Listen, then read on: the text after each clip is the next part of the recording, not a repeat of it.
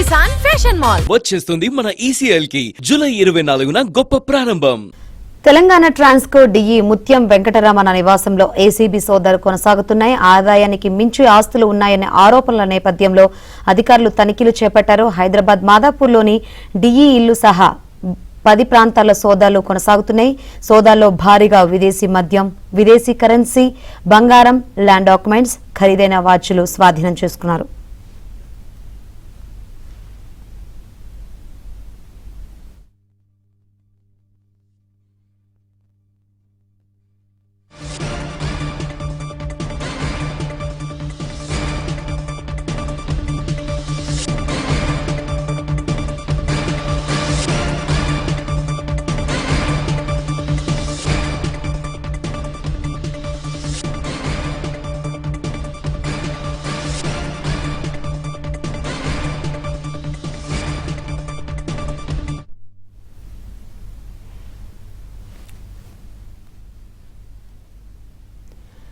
Telangana Transco DE ముత్యం వెంకటరమణ ఇంట్లో ACB సోదాలు కొనసాగుతున్నాయి. ఆదాయానికి మించి ఆస్తులు ఉన్నాయన్న ఆరోపణల నేపథ్యంలో అధికారులు తనిఖీలు చేపట్టారు. హైదరాబాద్ మాదాపూర్లోని డిఈ ఇల్లు సహా 10 ప్రాంతాల్లో సోదాలు నిర్వహిస్తున్నారు. అయితే ఈ సోదాల్లో భారీగా విదేశీ మద్యం, విదేశీ కరెన్సీ, బంగారం, ల్యాండ్ డాక్యుమెంట్స్, ఖరీదైన వాచ్లను స్వాధీనం చేసుకున్నారు.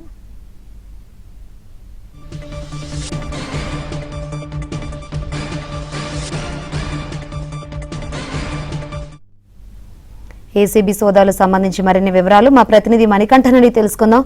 మణికంఠ, ఏంటి అప్డేట్స్? ఏసీబీ సోదాలకు సంబంధించి ఇప్పటికే ఖరీదైన డాక్యుమెంట్స్ ను, బంగారాన్ని, విదేశీ కరెన్సీని స్వాధీనం చేసుకున్నట్టు తెలుస్తుంది. ఇంకా సోదాలు కొనసాగుతున్నాయా?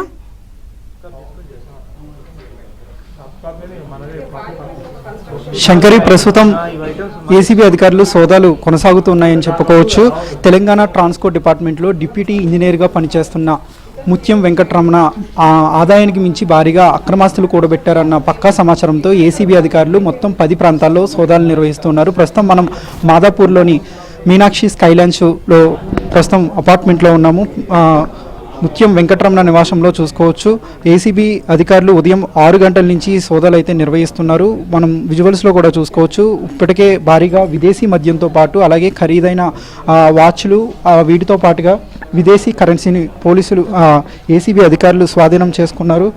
మొత్తం 10 బృందాలు హైదరాబాద్లో 9 చోట్ల, అలాగే ఖమ్మం పాల్వంచలో 1 చోట ఏసీబీ 10 బృందాలు 10 బృందాలుగా ఏర్పడి ఈ సోదాలు అయితే నిర్వహిస్తున్నట్లుగా మనకు సమాచారం అందుతుంది. ఏసీబీ డీఎస్పీ మజీద్ అలీ ఖాన్ ఆధ్వర్యంలో 6 ఇన్స్పెక్టర్ల ఆధ్వర్యంలో ప్రస్తుతం ఏసీబీ అధికారులు ఈ సోదాలు అయితే నిర్వహిస్తున్నారు. ఇప్పటికే పెద్ద మొత్తంలో బంగారంతో పాటు అలాగే నగదు, విదేశీ మద్యం, విదేశీ కరెన్సీ, వీటితో పాటుగా పలు ల్యాండ్ డాక్యుమెంట్స్ను కూడా ఏసీబీ అధికారులు గుర్తించారు. హైదరాబాద్లోనే మాసప్ ట్యాక్స్ సమీపంలో 4 రెసిడెన్షియల్ ఫ్లాట్స్తో పాటు హైదరాబాద్లో మరొక ప్రాంతంలో ఒక కమర్షియల్ ఫ్లాట్ను ఏసీబీ అధికారులు అయితే గుర్తించారు. ఈ సోదాలు అయితే ప్రస్తుతం కొనసాగుతున్నాయని చెప్పుకోవచ్చు. గత 3 నెలల నుంచి ఏసీబీ అధికారులు డిఈ ముత్యం వెంకటరమణపై నిఘా ఉంచారు. అప్పటి నుంచి కూడా ఎక్కడెక్కడ పనిచేస్తున్నాడు, అలాగే ఎక్కడెక్కడ ఏ విధంగా అవినీతికి పాల్పడుతున్నాడని ఏసీబీ అధికారులు పూర్తిగా అతనిపై నిఘా ఉంచారు. గత 3 నెలల క్రితమే అతనిపై అవినీతికి పాల్పడుతున్నట్లు భారీగా ఆరోపణలు రావడంతో ఏసీబీ అధికారులు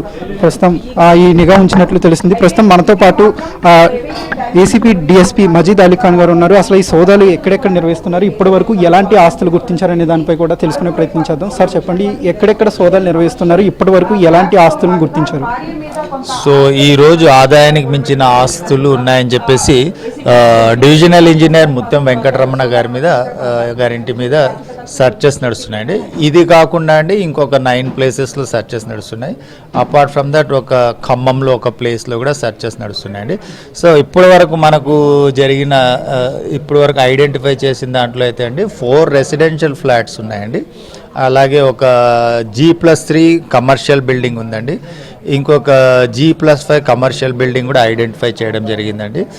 అలాగే ఇది కాకుండా ఒక 10 రెసిడెన్షియల్ అపార్ట్మెంట్స్ ఈయన భార్య పేరు మీద ఒక కన్స్ట్రక్షన్ కంపెనీ లాగా పెట్టేసి 10 రెసిడెన్షియల్ అపార్ట్మెంట్స్ కన్స్ట్రక్ట్ చేశారండి. ఇది కాకుండా మనకు క్యాష్ దొరకడం జరిగిందండి.